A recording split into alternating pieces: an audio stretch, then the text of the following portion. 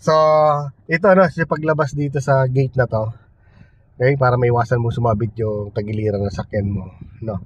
Una diyan, ang titingnan mo talaga diyan yung posisyon ng sasakyan mo. Lagi, yan muna talagang una. Kung ang posisyon ng sakyan mo ba ay papunta dito sa kanan, yung uso, pakaliwa, o padiretso. So, dapat padiretso yan sa pagitan ng dalawang gate na yan, no. So, ganito yung tabingi niya na yan, no? Ilalay ko sa kanan, no. Tignan mo siya, yung position ng gusto na sakyan papunta dito, pakanan. So, kukontray mo na kagad ng pakaliwa yan. Okay, hanggang sa, ayan, no, humiris siya, no. Okay, so, humiwalay na. So, pag naiwalay na, gitna mo agad manibela mo. Okay, so, nakadiretso na siya. Ngayon, minsan ang sakyan mo naman nakaganito, papunta dito. Okay, so, syempre, ilalayo mo unti-unti. Gigitna mo, ihiwalay mo siya, papunta ka sa kanan, no. Okay, ngayon, pag nakapasok ng uso ng sakyan mo, yan, ma-estimate mo. So, matatakot ka pa rin yan, baka sumabit ang giliran mo, no? So, parang sabit pa, no? So, ngayon, para mawala yung takot mo yun o di ka mag-alala, sumili pa side mirror mo. Tingnan mo side mirror mo, ang layo do sa pader. Tingnan mo, ang layo sa pader. Ang layo rin sa bakal. So, safe yan. Hanggat malayo yan, hanggat ganito nga lang yung space yan, pwede pa. Ganon din dito, kung papansin mo itong side mirror, ang layo dito sana. So, ilapit mo lang unti-unti na nakadiretso ka lang doon sa dalawang kantuhan. Ano? So, diretso lang hanggang sa lumapit yung side mirror mo. Tignan mo yung side mirror mo dyan, no? Ang layo sa bakal. Ngayon, tignan mo dito sa kabila rin, no? Ang layo din. No? So, safe ang sakyan mo. Okay? Ngayon, paano naman ang pagligo dito sa kaliwa? So, mga palatandaan niya, gamitin mo itong mirror. Itong side mirror na to, pag dumapas sa kanto, mag-create na siya ng space. Yung space na yun ang kukunin mo. Basta, pag dumapat ang mirror mo na yan, ang kabig niyan, ma'am, either isang ikot lang o konti-konti lang, hanggang isang ikot lang na ganyan. Di ba? Itong gitna niyan. So, iikutin mo, huwag ka lang lalagpas muna dito. Diyan lang muna. Pag tumapat naman ang balikat mo, saka mo siya itodo. Okay? Ganun na ang ano niya. So, try natin. Ano? So, ayan. So, syempre, sisilip ka muna dito kung may sakyan. Tapos dito, papakaramdaman mo, blind spot to. Yan, kagaya na may e-bike. Ano? So, sisignal tayo. Okay, papakaramdaman mo. Yan, tumatapat na yung mirror mo dito. So, pwede ka nang mag-ikot ng manibela. Kahit isang ikot yan.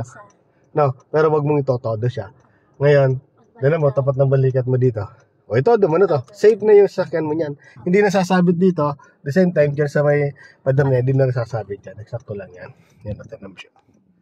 O, ganun lang. Basta kayong palatandaan yung mga mirror. So, dito naman, paglabas naman dito, ito, sasabitan mo dalawang sakyan na to. So, ito, kita mo naman, may space ka. Diretso ka lang. So, yun na lang intindihin mo. So, ito, okay naman, no? Pag ito lumagpas ang balikat mo dito, o kaya mirror, no? Kumabigan ng unti-unti, safe na yan, no? Then, ang atensyon mo naman doon naman sa unahan. Itatapat mo lang balikat mo dito sa tricycle na to. Kaya pag dapat, kabig ka ng gano'n, no? No? Okay? Tapos, dito sa kalsada naman, ano? Siyempre, takot ka, maraming kasalubong. Pag maraming kasalubong kasi, ang atensyon ng mga baguhan, doon sa kasalubong.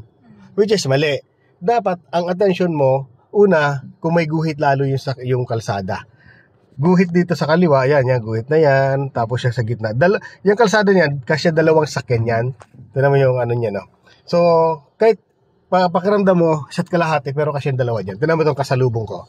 Yung kasalubong ko, so, titinan ko lang yung gulong niya. Kung nakapasok dito sa guhit na konti, ayun, ito mo. O, yan, di siya nakapasok sa guhit na. Diretso lang ako, kasi tayo dyan, no? Ano, ang tatandaan mo dyan, yung guhit na yan, sa gitna. Pag pumasok siya dyan sa guhit na yan, ibig sabihin sisikip kayo. Kagaya nitong motor na nakahinto, nasa loob ng guhit, So, sikip talaga kayo. So, ang gagawin mo, adjust ka. Gamitin mo yung kabila. No? Ayun, ano. Tapos balik ulit. Yan, may kasalubong tayong tricycle. Tapos tingnan mo kagad ng gulong ng tricycle, di ba? Nandun sa kabilang guhit naman. So, diretso ka lang. Tapos ditong sipat mo, yung sipatin mo tong guhit na to, yun ang lapitan mo. No? So, hanggang dahan-dahan ka lang. So, ngayon pag talagang malaki talaga yung sakyan, so pwede kang huminto. Paunahin na sila. Paunahin muna bago ka alam ka ganito, may tao dito. So hindi ka pwedeng dire-diretso. Kailangan basahin muna yung galawan nung sakyan na kasalubong mo, yung tao, kasi pwedeng maipit. So huwag kang magmamadali. Lagi, kailangan pagapangin mo lang sa sakyan mo. Pag nagapang, ganito lang, mabagal. Ang paa mo nun, nasa brake lang. Na. So, kasi automatic naman yung sakyan mo. So, pag binibitawan natin yung paa natin sa brake, natakbo na siya. So, ang paa mo, dun lang sa brake. Di mo na kailangan umapak ng gas. Apak ka lang sa gas kung in case na tumigil siya. Kasi minsan naka-humps o kaya medyo pataas. So, ang pag-apak naman sa gas, yung parang pipitikin mo lang siya. Boom. Parang, Minsan napapaano po. papitik-pitik lang, no? Okay? So, yun ang ano mo lang dito sa ano yan. So, ikaw naman dito, ano ha? Ikaw naman magdadrive dito mamaya. So, basta pag may kasalubong, babagalan mo muna. Tapos yung position. Tapos, titinan mo yung side. Itong side na to, dito ka kukuha kasi medyo masikip tong area na to. No? Sa kanan ka lagi. Titinan mo yung side sa kanan para mabigyan mo ng space sa kaliwa naman. Tapos yung gulong ng yung guhit na yan. Ha? Yung sa may sakyan na yan. Bibigyan mo lagi space din. Oh, okay. Yan.